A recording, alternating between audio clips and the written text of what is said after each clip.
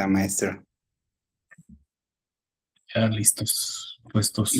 Muy bien, muy bien.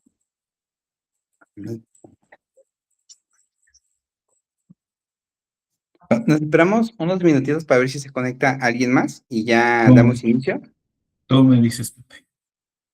Muy bien. Creo que unos 2 minutitos más. Unos 2 minutitos más y comenzamos.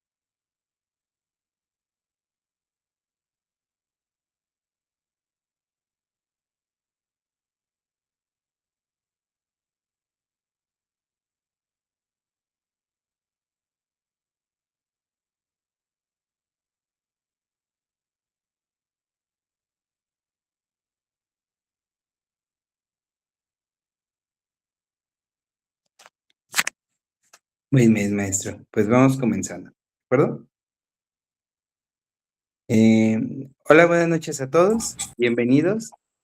Gracias por estar con nosotros en este 12º conversatorio Psicoanálisis y Mitos 2025. Les agradecemos su presencia de parte de Espacio Psicoanalítico, la Maestría en Estudios Psicoanalíticos y el Ambulatorio Psicoanalítico Seria Ser Psicoanálisis. El día de hoy contamos con la presencia del maestro Rafael Cano, quien nos va a platicar del Quetzalcóatl y el mito de la salvación. Maestro, cedo la palabra. Hola, Pepe. Pues bueno, gracias por la presentación, por la invitación. Aprovechando saludos al doctor Hugo Torres, quien es el encargado de gestionar este ciclo de disertaciones, y pues agradecido con la invitación y con la propuesta. Pues también agradecer a los presentes que se hayan tomado su tiempo y su espacio, y espero se tomen un cafecito también para aprovechar la disertación. Pues bueno, ya que me tocó hasta el último del ciclo de conversatorios de este año, pues también era lógico que al principio se iban a agotar los mitos que toma Freud para explicar parte de la teoría psicoanalítica, ¿no? Los tenemos muy presentes, como el mito de Edipo, el mito de Narciso, de la mitología griega, valga la redundancia.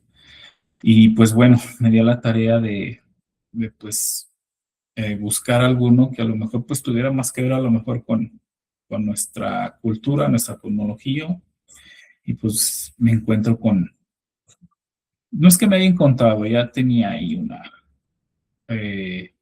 bueno, sí tengo un gusto, no mucha afición, pero sí un gusto por lo que es la mitología prehispánica. Aunque por falta de tiempo no he podido leer mucho, pero lo único que tomé como referencia fue a Zunzunegui para una narrativa que hace sobre el mito de Quetzalcóatl. Y curiosamente, yo creo por estar buscando ahí cosas de Zunzunegui sobre el tema de Quetzalcóatl, pues el mismo algoritmo me mandó ahí unas cosas donde lo demeritan. Y en cierto punto, pero no por el tema del mito de Quetzalcóatl, sino por lo que tiene que ver la defensa que hace sobre la conquista en cuanto a que no hubo masacre, o sea, él habla de que no hubo masacre y que no fue conquista, sino una manera de aculturizar, ¿no? A partir de la religión, a partir de costumbres, de traer tecnología como los acueductos y algunas otras cosas que adaptaron los españoles de tradiciones europeas aquí en México, ¿no? Y también la crítica que se le hace a Zunzunegui sobre la condición también de independencia, que no hay una subversión hacia el pueblo indígena, hacia el pueblo campesino, de la revolución, muy de lado, una propuesta muy conservadora en su discurso, ¿no? Y negando eh, también validaciones que están por escrito y pues bueno, no se le puede invalidar lo que hace sobre Quetzalcóatl, porque cuando hablamos de un mito, pues hablamos de que es algo que probablemente no tenga un aporte científico, sirve de apoyo, más no es que tenga un estudio científico como tal. Y también no es algo que esté registrado como algo histórico, sino más bien pues es un relato, ¿no? Que se va generando a partir de generación en generación, en este caso de pueblo en pueblo, de tribu en tribu, hablando de lo que es el mito de Quetzalcóatl. Que bueno, para comenzar sobre esto, sabemos pues que la palabra Quetzalcóatl está compuesta por dos, que es Quetzal y Coatl. Quetzal refiriéndose a esta ave majestuosa, que era así eh, para los mexicas también, un ave majestuosa. Entonces, y Coatl que traduce la palabra serpiente, pero que también después tiene otra connotación. Lo voy a decir más adelante en el tema de que Quetzalcóatl no solo es un mito de una deidad, sino también de un rey, de un príncipe. Entonces aparece un doble mito ahí sobre Quetzalcóatl. Pero bueno, entonces es un compuesto de estas dos palabras. Según la historia o el mito, nos dice que es hijo de Chimalma, que es la madre tierra para los olmecas, porque ahí es donde nace el mito de Quetzalcóatl, según Zunzunegui. Chimalma, que es la madre tierra, y Mixcoatl, que es la nube de serpientes.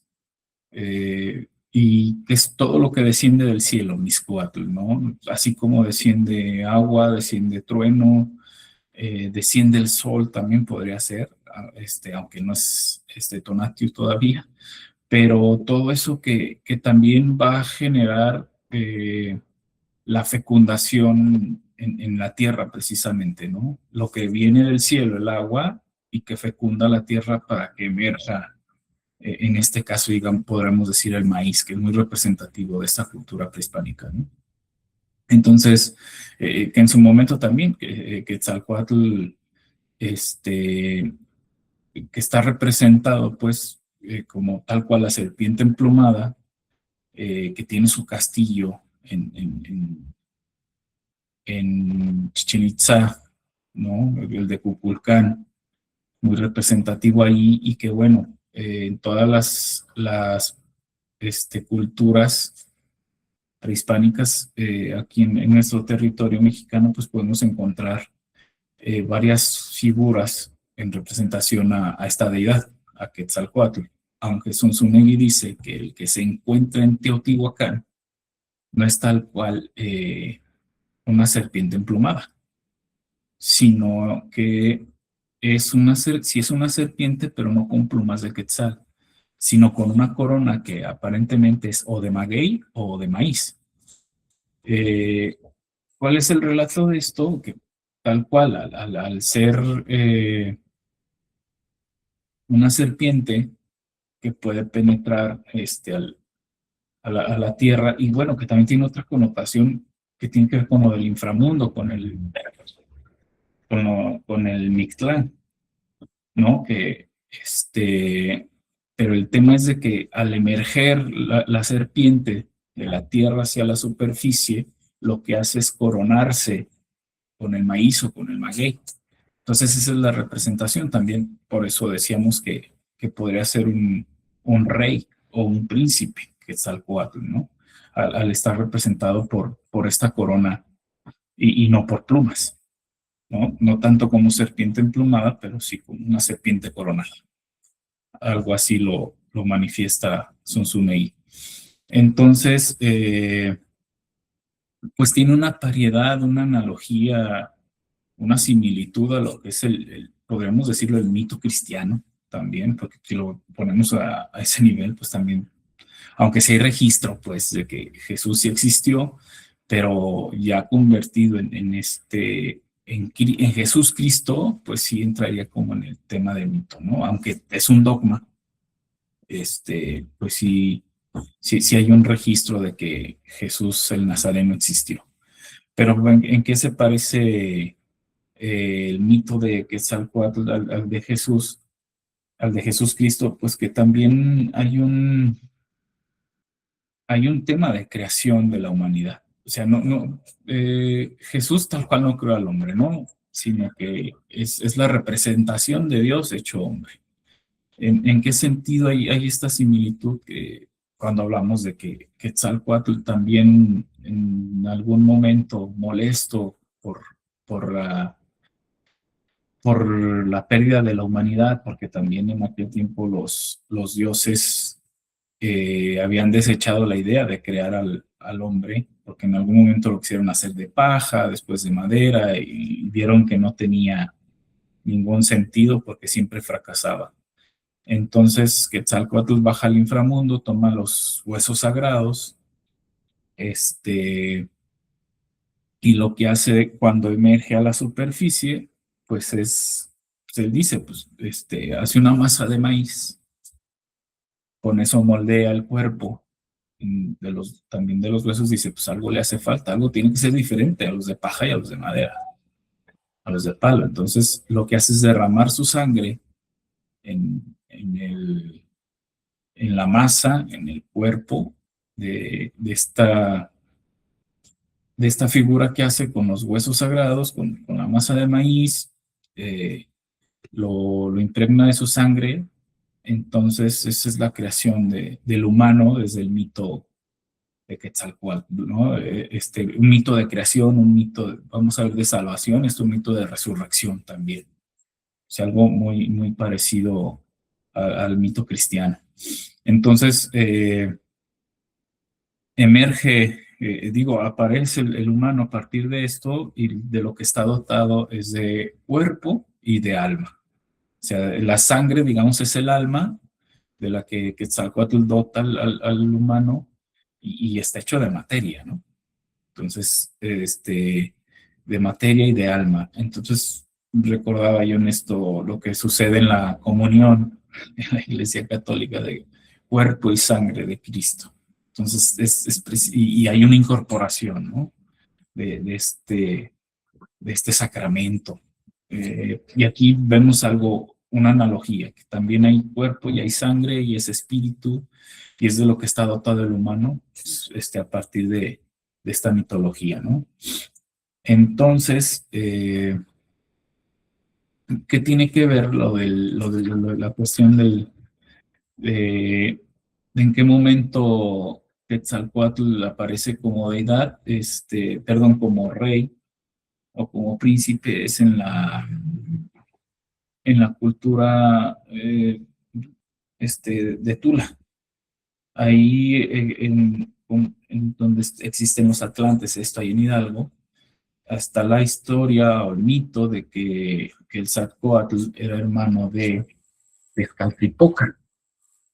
Entonces, en algún momento, Tezcatlipoca lo engaña en el sentido de que lo pone a beber mucho pulque y lo hace que tenga o que deshonre a su propia hermana Quetzalcóatl, ¿no? Por el engaño de Tezcatlipoca. Entonces, precisamente esta riña, esta lucha por el trono, al darse cuenta Quetzalcóatl del incesto, horrorizado, se retira, se va hacia el oeste, hacia el oriente y se prende fuego, pero con la promesa de que va a volver, ¿no? Entonces, esto también nos asemeja a la lucha por el trono, pero también podemos ya intervenir desde la metapsicología, ¿no? Un poquito con el mito edípico de esta lucha por el trono y de que se va de la tierra, de su lugar de origen, pero va a volver.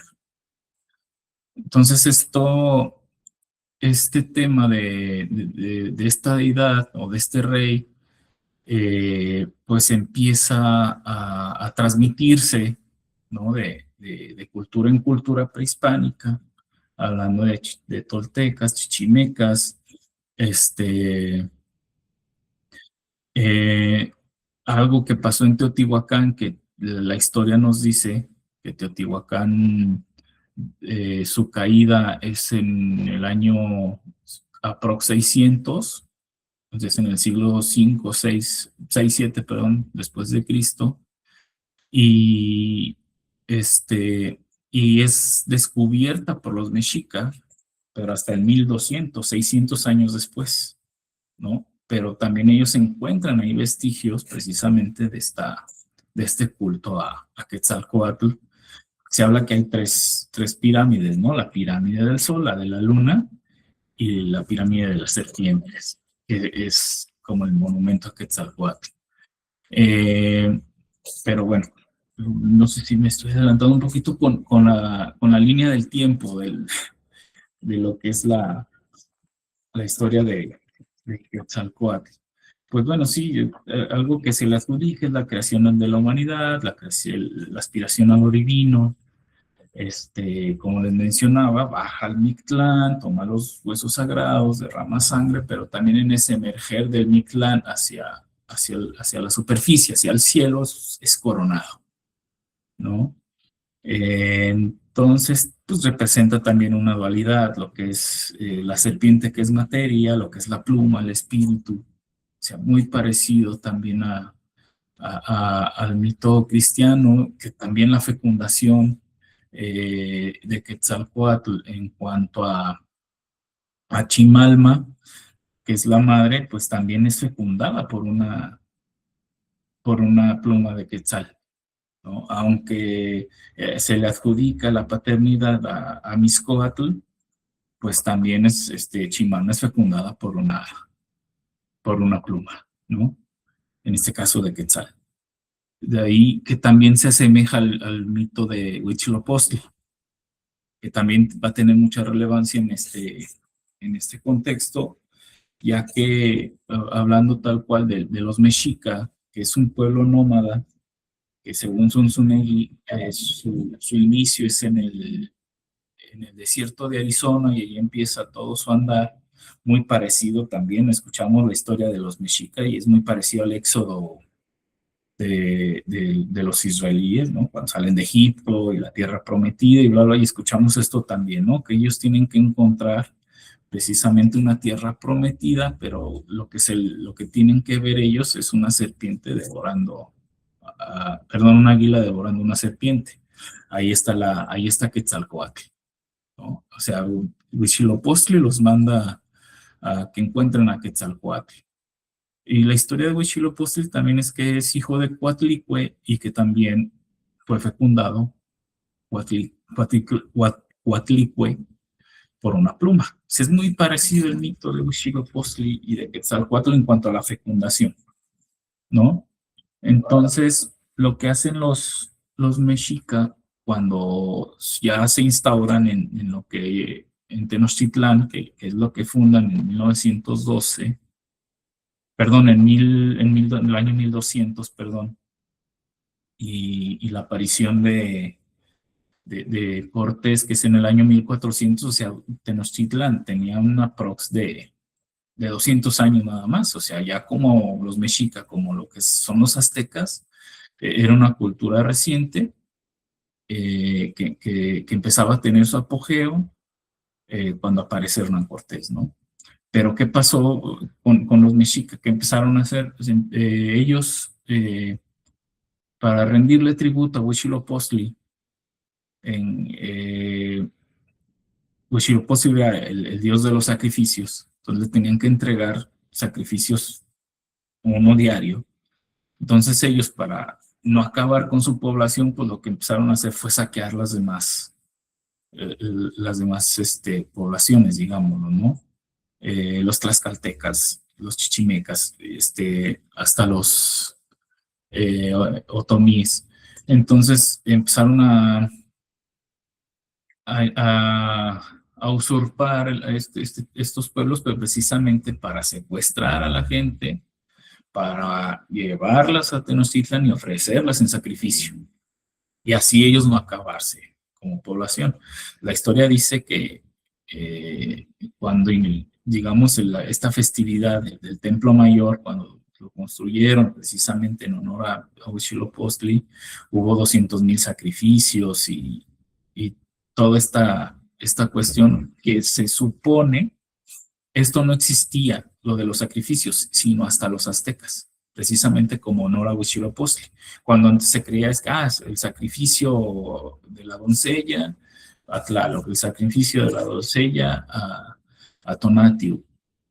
Era más que nada a Huitzilopochtli como tal, ¿no? Precisamente también por haberles entregado, digamos, un lugar, una tierra, donde establecerse y terminar toda esta vida de nómadas, ¿no? Es lo que cuenta, como menciono, Zunzunegui. Entonces, ¿qué pasa? En 1519 aparece Hernán Cortés, que en el calendario gregoriano es 1519, y para los aztecas es el año Uno Caña, que para ellos es un ciclo que dura 52 años. Entonces, precisamente ese año era el regreso de Quetzalcóatl, el año Uno Caña, que para el calendario gregoriano era 1519. Entonces aparece Hernán Cortés y Moctezuma lo recibe pues como la deidad, el que iba a volver, el que iba a regresar, el que había prometido, ¿no? Y con todo su ejército de españoles, sin saber pues lo que iba a pasar después, pero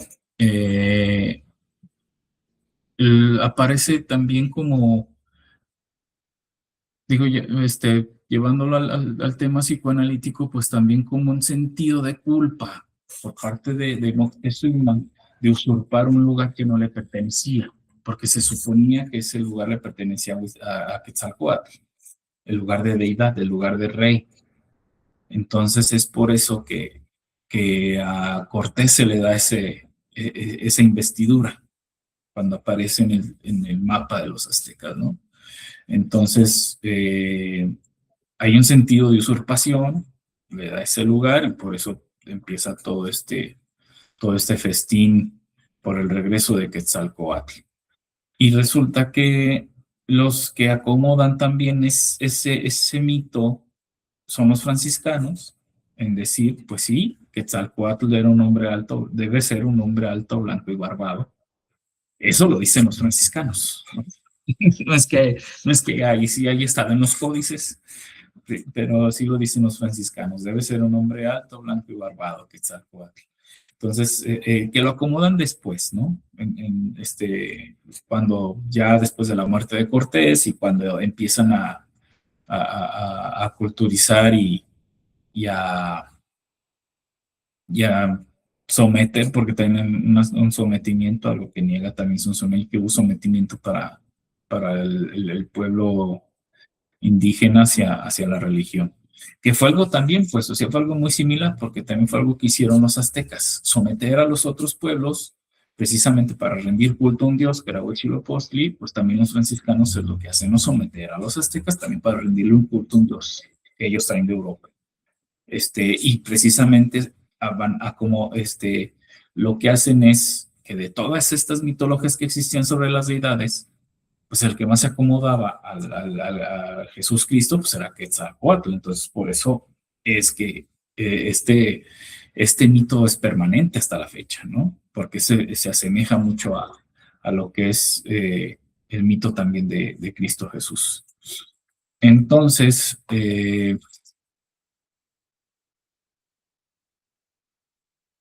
pues bueno, dato relevante también es que la caída de Tenochtitlan es el día 13 de agosto de 1521, donde precisamente es el único día donde el sol atraviesa, en la pirámide del sol de Teotihuacán, precisamente es donde el sol atraviesa por el puro centro y por la escalinata. Es el único día, así como el descenso de Quetzalcóatl el 21 de marzo, en la pirámide de Kukulcán, pues acá es igual este, algo así, como un nuevo ciclo también, ¿no? Anual. Entonces, ese recorrido del Sol, precisamente, por eso lo llamaron la pirámide del Sol, ¿no? Porque está en esa posición y precisamente por el recorrido. Y ese es el momento del día de la caída, es el 13 de agosto de 1921, es la caída de Tenochtitlan. Y pues bueno, un poquito así a grandes rasgos lo que es el mito de Quetzalcóatl, la analogía que tiene con el mito cristiano y pues bueno, algo que propongo yo que me toca en espacio a la clase de metodología, cuando se hace un tipo de investigación o un ensayo o algo así, más allá de que no sé, estudio de caso o algo sobre tal cual la teoría psicoanalítica, algo que para algunos no les gusta mucho la terminología o la definición de psicoanálisis aplicada, porque aunque hay una definición en un diccionario de Roland Chemama, el psicoanálisis de Freud Lacan, que precisamente si el psicoanálisis aplicado es lo que se hace fuera de la clínica, pero tomando en cuenta la metapsicología y llevándolo en este caso, al mito, ¿no? Entonces, pues sí, ¿qué función tiene el mito para, para el psicoanálisis? Pues explicar la teoría. O sea, el mito nos sirve para explicar la teoría. Volvemos al punto de que Freud utilizó el mito de Edipo para explicar este odio al padre en la etapa precisamente que llamó edípica, de los 3 a los 6 años aprox. Toma el mito de Narciso para hablar de esta parte de todo lo que tiene que ver con el autoconcepto, la autoaceptación, todo lo que va relacionado al ego, ¿no?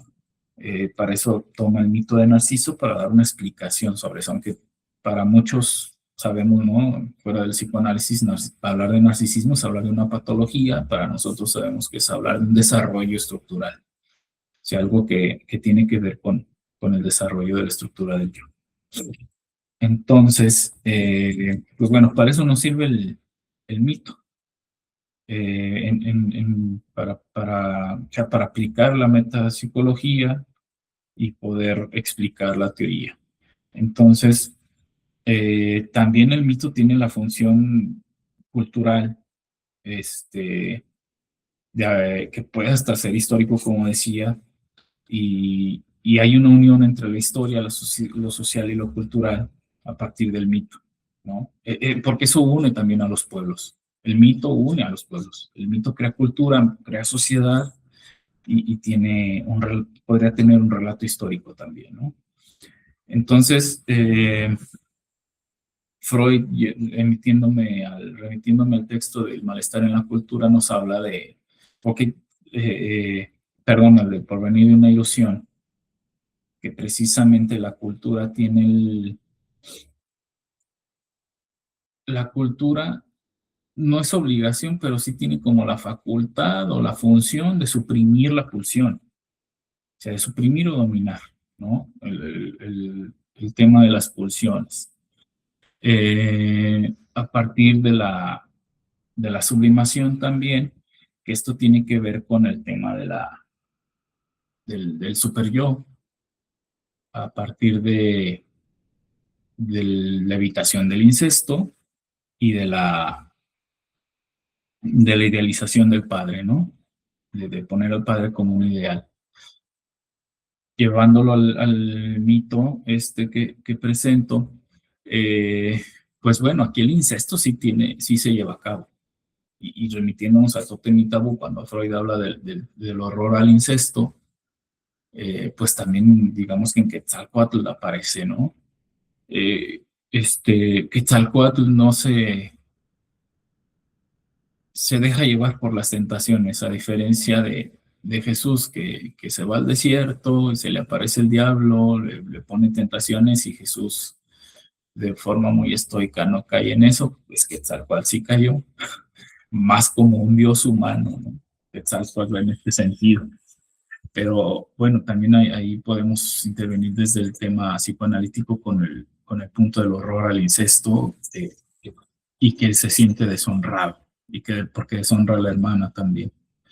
Aunque, bueno, los europeos en, en, en, a mediados en siglos pasados, pues para ellos era normal este tipo de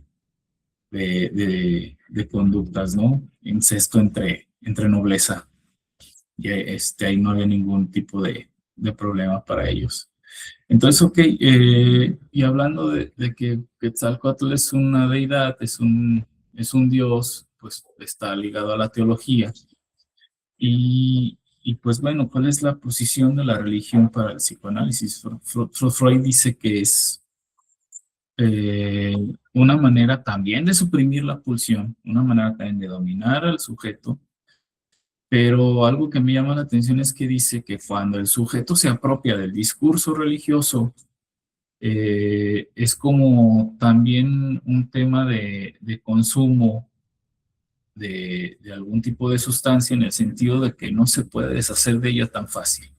Cuando ya esté muy penetrado el discurso y el dogma en el sujeto, es como si también estuviera muy intoxicado por alguna sustancia, ¿no? Así lo mencionaba. Entonces es una función de la religión y claro, lo vemos, por ejemplo, ponía el ejemplo de los mexica, de los aztecas, cuando van y someten a los pueblos para el sacrificio a Huitzilopochtli, y lo que hacen los franciscanos también en el sometimiento para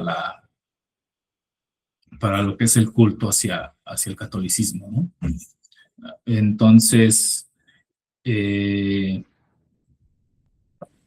que bueno, también desde la religión católica la madre tiene una función, la de la fertilidad, que también lo vemos acá con Chimalma, con Coatlicue, que bueno, lo que hacen los franciscanos también es un sincretismo en cuanto a adaptar un poco el catolicismo europeo hacia lo que tiene que ver con este tipo de teología prehispánica, sabiendo nosotros pues que Coatlico y Guadalupe se lo honraba en el cerro del Tepeyac, donde ahorita está la basílica, y tal cual la nombran, ¿no? Coatlico y Guadalupe. Hay un sincretismo que si nos ponemos a hurgar, que claro, no nos lo enseñan en la escuela, está más en los libros de historia, ahí lo podemos corroborar, ¿no? Entonces, y tal cual, la función de la madre es la fecundidad, ¿no? Y nosotros sabemos también la parte nutricia, la función materna que tiene que ver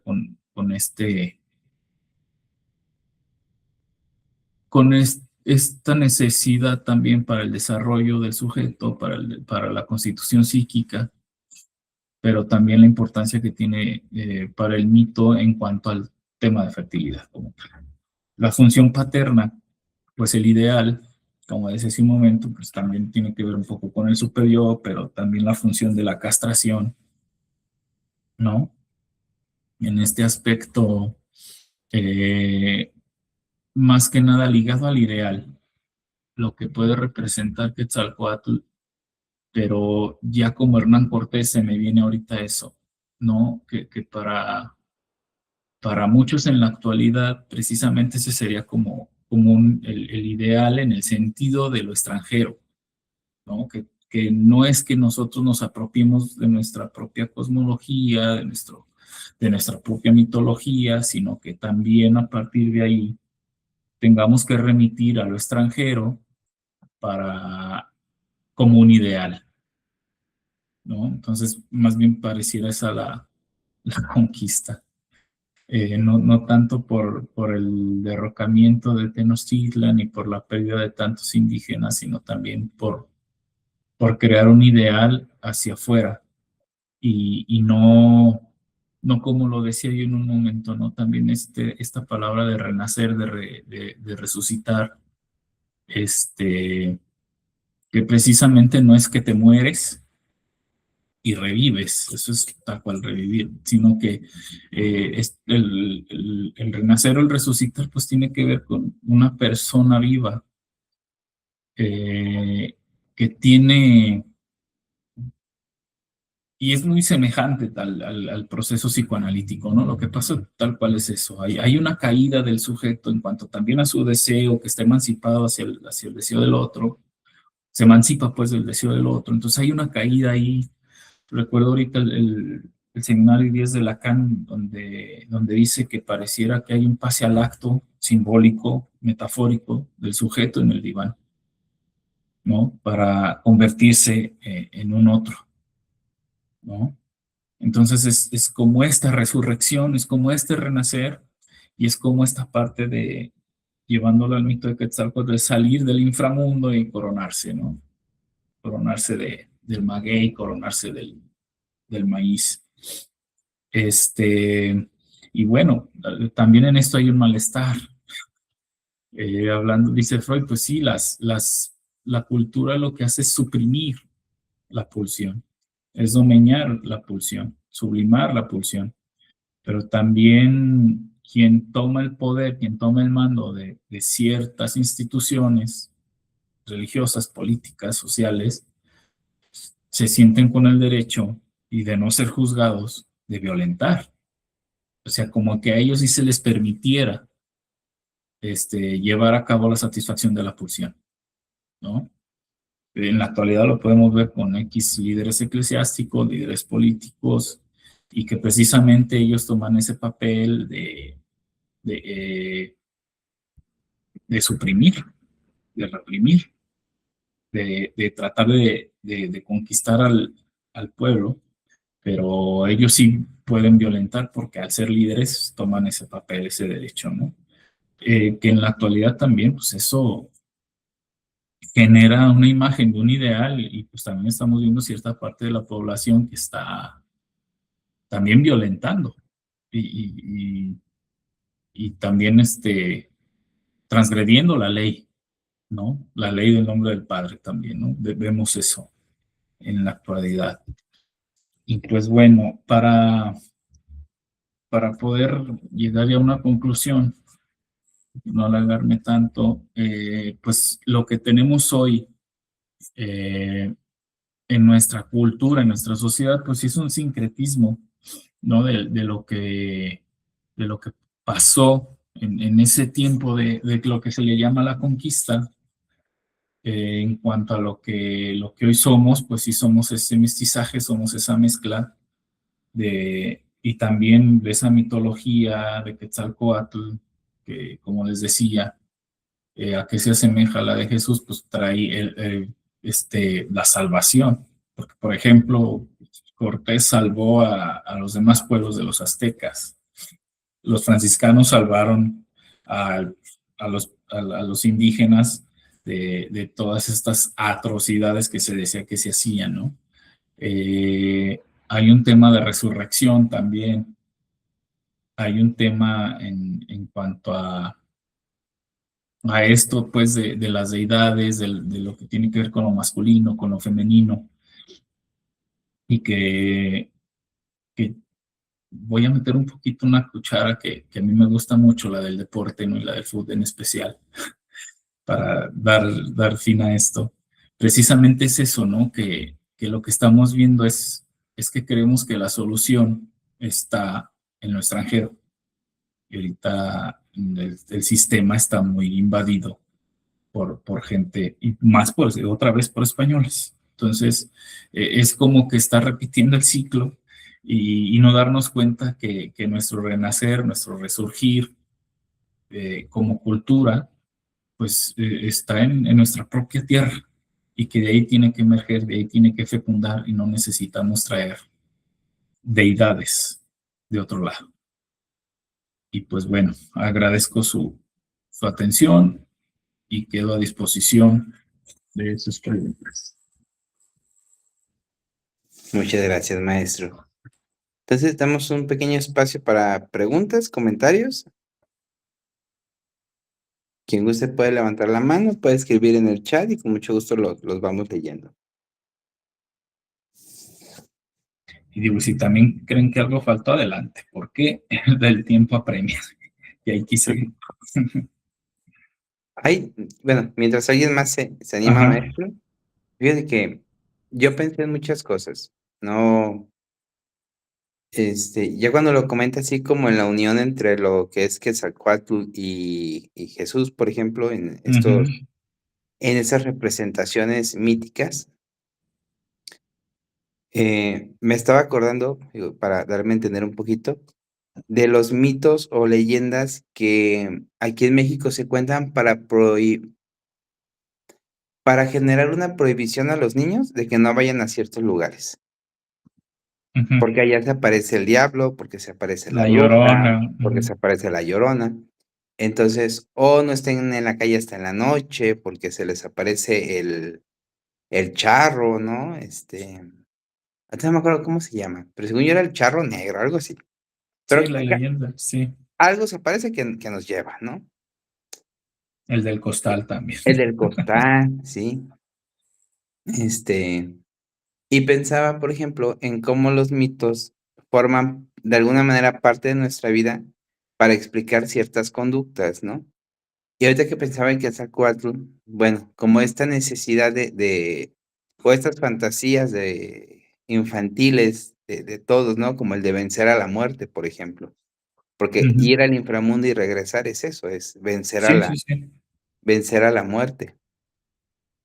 Pero también me llamaba la atención, porque en Jesús eso no está, por ejemplo, ¿no? No está la parte del incesto, eso está en Edipo. Ajá. Pero en este caso, en la divinidad de Quetzalcóatl, como él también, o sea, muy humanamente puede ser engañado y cometer este tipo de actos. Uh-huh. Y al mismo tiempo tener que ser castigado por ello, ¿no? Se castiga Pues, solo. Sí. tener que ser castigado. También Edipo se castiga solo, Te arranca los se ojos. arranca, se pincha los ojos. Pero en ese caso es una divinidad, pues, o sea, es un dios que se provoca este castigo, y quiere decir que no está indemne del pecado, Ajá. de la transgresión, más bien, Del más que del deseo. pecado, Ajá. del deseo y de la transgresión, y que eso está penado, ¿no? Que eso que está mal, vamos, por decirlo de esa manera. Y pensaba cómo en el mito se enseñaba eso, pues, o sea, que el incesto era algo que tenía que ser castigado y que incluso el Dios, que es un Dios, ¿no? Se castiga a sí mismo por cometer esa atrocidad. Uh-huh. O bien, ¿no? Cómo se puede bajar al abismo del inframundo y resurgir de ahí coronado como un rey, ¿no? Uh-huh. O sea, como estos mitos daban bueno, yo también me imagino, ¿no? Como el de irle dando un sentido a las cosas que pasaban en lo cotidiano, ¿no? Y ahorita pensaba, por ejemplo, justamente lo que comentaba ahorita, ¿no? De las gentes con estatus de poder que se creen indemnes a la ley, ¿no? Y que justamente muchos de los problemas que se viven en México es porque hay una transgresión y una impunidad en los criminales, ¿no? Que se cometen atrocidades y, pues, no pasa nada, no ocurre nada. Entonces, ¿cómo pasamos en México del mito de hasta un Dios puede ser castigado al hecho de la impunidad que vivimos hoy en día, por ejemplo? En eso Ujú. me quedé pensando. Sí, y ahorita me haces recordar también, digo, otro pasaje de que, hablando del incesto, como decía de la pulsión, o sea, ese sí está castigado, sí está penado dentro de esta mitología, pero el canibalismo y el parricidio no. Entonces se crea también, digo, porque también tiene que haber una justificación a partir de honrar a Huitzilopochtli, en el parricidio y en el canibalismo. También había canibalismo en ese sentido, comer el corazón, una ofrenda, ¿no? Pero el incesto sí aparece como castigo. Pero los otros dos, que menciona Freud en Tabú como dioses de la pulsión, que es el parricidio y mm, ahí el otro se me fue. Esos no están castigados en la mitología prehispánica. El canibalismo, ¿no? El canibalismo y Eh, el parricidio no están castigados. Y el incesto sí. Y otra cosita con la que me quedé, que tiene mucha relevancia también y que tiene que le podemos dar una connotación psicoanalítica, hablando también de las etimologías, pues que Quetzal, hablando de que es divino, precioso, o sea, esa es la definición. Así se le define al ave, pero realmente la etimología tiene que ver con lo divino y con lo precioso. Y Coatl es gemelo. O sea, también no solamente serpiente, sino no en náhuatl, en otro dialecto. Cuatl es, y por eso de ahí la etimología de cuate. Por eso en México le decimos cuates a los gemelos, por coatl. Entonces esto de esta conjunción de palabras es gemelo precioso, pero también tiene que ver con el narcisismo. O sea, lo que estoy viendo en el espejo soy yo y es mi gemelo precioso. Tiene que ver también con este autoconcepto y que quien hizo pecar a Quetzalcóatl, que fue Tezcatlipoca, pues digamos que es como no es como el ello, podríamos decir, es como este instinto, esta pulsión que te lleva a cometer ese tipo de atrocidades, ¿no? Entonces también podríamos interpretarlo de esa forma. Que también ahí aparece el ello, el yo y el superyo, ¿no? Como el superyo como ideal, como divinidad, el yo como esta identificación con mi gemelo divino y esta parte pulsional que te lleva a cometer ciertas atrocidades o los más bajos impulsos, instintos, ¿no?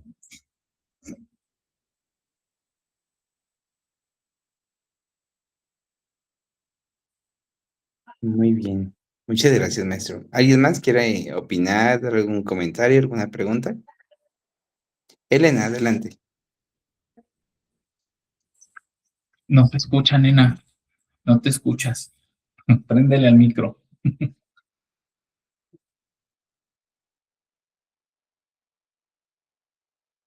¿Ya me escucha? Ya. Ya, ok, buenas noches. Hola. Comentaste algo sobre la religión que me llamó mucho la Ajá. atención. Intoxicado que era intoxicado como por una sustancia. ¿Podrías elaborar Sí, más ese tema? ajá. Sí, nena, y no recuerdo quién ahorita, ayúdenme, quién dice Marx, ¿no? Que la religión es el opio del pueblo. Entonces, Freud en el Porvenir de una ilusión dice que quien se impregna de esa fe religiosa, de ese dogma religioso, pues lo toma como una muleta, como una necesidad, así como si fuera una sustancia adictiva. O sea, no se puede desprender de ella porque ya lo tiene impregnado y como tal es su necesidad. Desprenderse de ello sería muy difícil. O sea, recordemos pues que en tiempos de Freud que usaban la heroína, ¿no? Pues quien lo utilizaba como paliativo, pues era muy difícil desprenderse de ella. O sea, era lo único que había para calmarlo hasta la fecha, ¿no? Ya dolores muy crónicos, muy fuertes, pues lo que hay es la heroína. Entonces, por eso a eso se refiere Freud. O sea, cuando ya alguien se impregna de lo religioso y su vida está dirigida por esa fe, por ese dogma, es como si tomara como si estuviera sostenido de una sustancia adictiva, ¿no? Y tal cual, ¿qué produce la sustancia? Un obnubilamiento del pensamiento, no te deja tomar decisiones por ti mismo, hay una pérdida de la percepción, del autoconcepto, y pareciera que es lo mismo que produce la religión a partir de que cuando fuimos religiosos en algún momento nos obliga a creer forzosamente como dogma tal cual en un ideal. Por ejemplo, si lo mencionan el esclavo y el enano, ¿cómo es posible que nos pongan a adorar a una persona que fue casi muerta a latigazos, coronado con espinas, todo ensangrentado, y le generas un altar y vas y le rindes culto a eso, y que ese es el ideal, esa es la imagen que debe de tener el católico, ¿no? El cristiano en general. Esa es la imagen. Y lo vemos, pues. O sea, que ese es el ideal, ese es su ideal a seguir, y pareciera que están intoxicados por ese discurso, ¿no? Masoquista.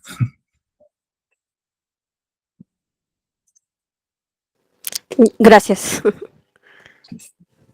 Yo acá, Quetzalcóatl no es coronado con espinas, pero sí con magueyes. Dice que pueden ser magueyes o maíces. O sea, hablando de maguey.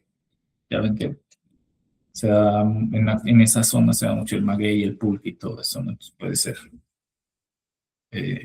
también coronado, pero no crucificado, pues no,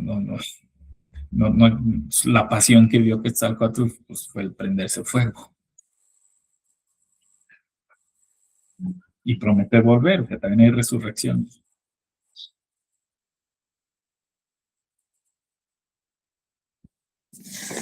¿Alguien más gusta hacer algún comentario?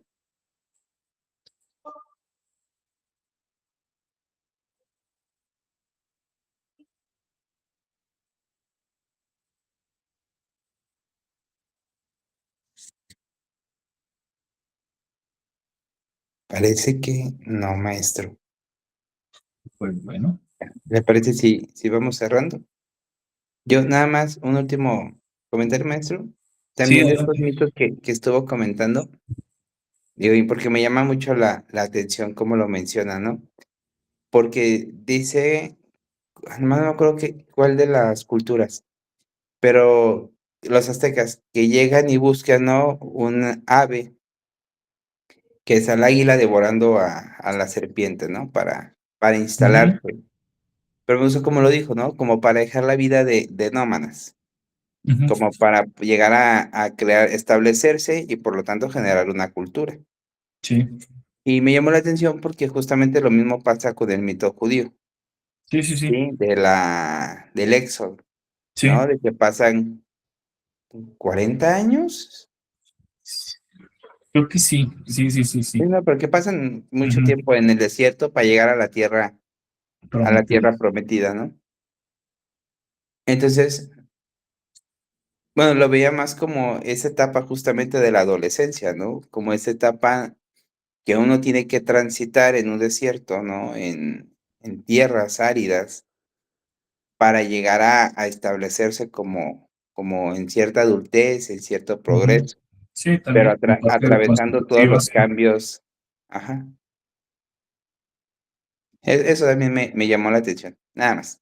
Sí, ¿Sí? también. Sí, y bueno, hasta nos podemos remitir al tema de Freud de la conquista del fuego, ¿no? Hablando de desierto, de árido y eso, y lo que tiene que ver con Ujú. lo que dice Freud ahí de de que la conquista del fuego interno, bueno, lo de Carlos Castaneda, ¿no?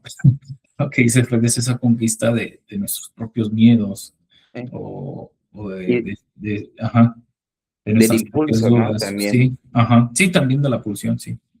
sí. Muy bien. Muchas gracias, maestro. Pues No, vamos cerrando por a hoy. ustedes por la atención y por el tiempo, gracias. Muchas gracias, maestro, por haber estado aquí. Muchas gracias a todos los asistentes, tanto por parte de Espacio Psicoanalítico como de Seria Ser Ambulatorio, Seria Ser Psicoanálisis. Y antes de cerrar, bueno, invitarlos para el próximo año. Espero que también nos pueda acompañar maestro Rafa. También ¿Ya hay está tema el o maestro Juan todavía? Ramón. El próximo año vamos a tener otro ciclo de conversatorios, igual, misma dinámica, y los vamos haciendo la invitación. El tema va a ser Freud y los otros, correspondencia, vínculos afectivos y construcción colectiva del psicoanálisis. ¿Sí? Ya les haremos llegar sus invitaciones. Pero de momento, pues todos los demás están también invitados. Recuerden que es todos los jueves últimos de cada mes. Y ya con pues cerramos los de este año. Muchas gracias a todos los que han estado con nosotros, nos han podido acompañar. Y pues les deseamos que pasen felices fiestas. Muchas gracias por estar. Gracias, Pepe. Saludos a Maestro, todos. felices fiestas. Disfruten mucho. Igualmente para todos los que estuvieron hoy. Y nos Muchas vemos el gracias. próximo año. Muchas gracias. Hasta luego. Hasta Un gusto, un luego. placer. Bye. Bye.